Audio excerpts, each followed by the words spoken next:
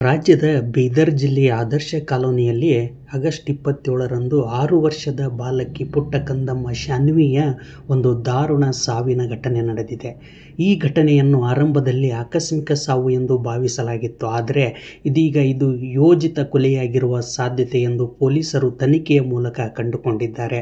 ಹೌದು, ಶಾನ್ವಿ ಎಂಬ ಕಂದಮ್ಮನ ಮಲತಾಯಿ ರಾಧಾ ಎಂಬ 20 ವರ್ಷದವಳು ತನ್ನ ಮಲಮಗಳನ್ನು ಕಟ್ಟಡದ 3ನೇ ಮಹಡಿಯಿಂದ ಅಂದರೆ ಟೆರಸ್ನಿಂದ ತಳ್ಳಿ ಕೊಲೆ ಮಾಡಿರುವ ಘಟನೆ ಇದೀಗ ಬೆಳಕಿಗೆ ಬಂದಿದೆ.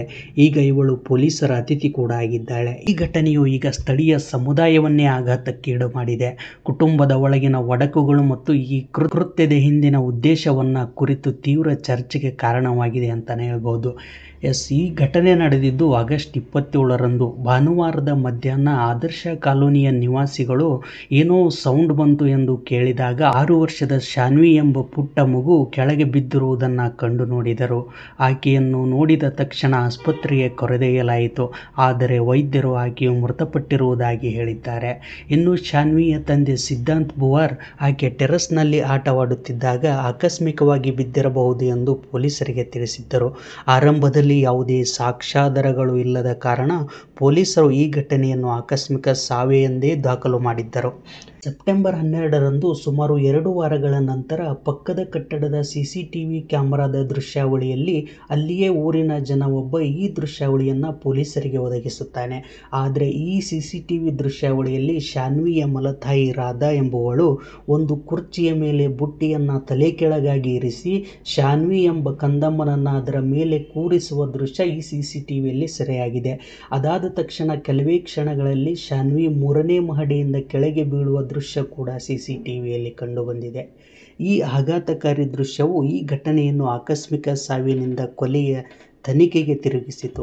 ಈ ದೃಶ್ಯಾವಳಿಯು ರಾಧಾ ಉದ್ದೇಶಪೂರ್ವಕವಾಗಿ ಈ ಕಂದಮ್ಮನನ್ನ ತಳ್ಳಿದ್ದಾಳೆ ಎಂಬ ಸಾಧ್ಯತೆಯನ್ನು ಬಲವಾಗಿ ಎತ್ತಿ ತೋರಿಸಿತು. ಈ ಕುಟುಂಬದ ಹಿನ್ನೆಲೆ ಏನಪ್ಪಾ ಅಂದ್ರೆ, ಶಾನ್ವಿಯ ಜನ್ಮದಾಯಿ ತಾಯಿ 6 ವರ್ಷಗಳ ಹಿಂದೆ ಒಂದು ಕಾಯಿಲೆಯಿಂದ ಮರಣ ಹೊಂದಿದ್ದಾರೆ. ಸಿದ್ಧಾಂತ್ 2023ರಲ್ಲಿ ರಾಧಾ ಎಂಬ ಈಕೆಯನ್ನ ಮತ್ತೆ ಮದುವೆಯಾಗುತ್ತಾರೆ. ಆದರೆ ಈಗ ಈ ದಂಪತಿಗೆ 1 ವರ್ಷದ ಜವಳಿ ಮಕ್ಕಳಿದ್ದಾರೆ. ಈ ಘಟನೆಯ ಬಗ್ಗೆ ಶಾನ್ವಿಯ ಅಜ್ಜಿ ವಿಜಯಶ್ರೀ ಶುರೈ ತೂಗಾವೆ ಬೀದರ್ನ ಗಾಂಧಿಗಂಜ್ ಪೊಲೀಸ್ ಠಾಣೆಯಲ್ಲಿ ದೂರು ದಾಖಲಿಸುತ್ತಾರೆ.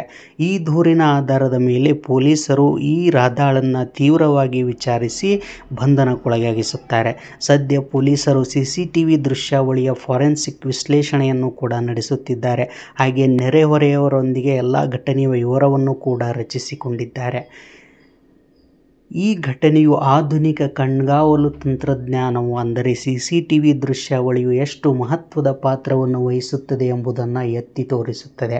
ಸಿಸಿಟಿವಿ ದೃಶ್ಯಾವಳಿ ಇಲ್ಲದಿದ್ದರೆ ಈ ಕಂದಮ್ಮನ ಸಾವು ಆಕಸ್ಮಿಕ ಸಾವು ಎಂದೇ FIR ಅಲ್ಲಿ ದಾಖಲಾಗುತ್ತಿತ್ತು. ಆದರೆ ಈ ಸಿಸಿಟಿವಿ ದೃಶ್ಯಾವಳಿಯ ತನಿಖೆಯ ದಿಕ್ಕನ್ನೇ ಬದಲಾಯಿಸಿ ರಾಧಾಳ ವಿರುದ್ಧ ಒಂದು ಕೊಲೆ ಆರೋಪವನ್ನು ದಾಖಲಿಸಲು ಪ್ರಮುಖ ಕಾರಣವಾಯಿತು. ಇದೀಗ ಈ ಪ್ರಕರಣವು ಕಾನೂನಾತ್ಮಕ ತನಿಖೆಯತ್ತ ಸಾಗಿದ್ದು ಫಾರೆನ್ಸಿಕ್ ವಿಶ್ಲೇಷಣೆಯ ಫಲಿತಾಂಶವನ್ನು ಕಾದು ನೋಡುತ್ತಿದೆ ಅಷ್ಟೇ. ನೋಡಿದ್ರಲ್ಲ ವೀಕ್ಷಕರೇ, ಎಂತೆಂಥ ಘಟನೆಗಳು ನಡೆಯುತ್ತವೆ ಅಂತ. ಏನೇ ಆಗಲಿ, ಈ ಪುಟ್ಟ ಕಂದಮ್ಮನ ಶಾನ್ವಿಯ ಆತ್ಮಕ್ಕೆ ಶಾಂತಿ ಸಿಗಲಿ. ಅದೇ ಥರ ಈ ಕೃತ್ಯವನ್ನು ಮಾಡಿರತಕ್ಕಂತಹ ಈ ರಾಧಾ ಎಂಬ ಕ್ರೂರ ಮಲತಾಯಿಗೆ ಶಿಕ್ಷೆ ಆಗಲಿ ಅಂತ ಹೇಳುತ್ತಾ ಈ ವಿಡಿಯೋನ ಮುಗಿಸ್ತಾ ಇದ್ದೀನಿ. ಈ ವಿಡಿಯೋ ನಿಮಗೆ ಇಷ್ಟ ಆಗಿದ್ರೆ ವಿಡಿಯೋನ ಲೈಕ್ ಮಾಡಿ. ಹಾಗೆ ಈ ಥರದ ಅಪ್ಡೇಟ್ಸ್ಗಳಿಗಾಗಿ ನಮ್ಮ ಚಾನಲನ್ನು ತಪ್ಪದೇ ಸಬ್ಸ್ಕ್ರೈಬ್ ಮಾಡಿ. ಧನ್ಯವಾದಗಳು.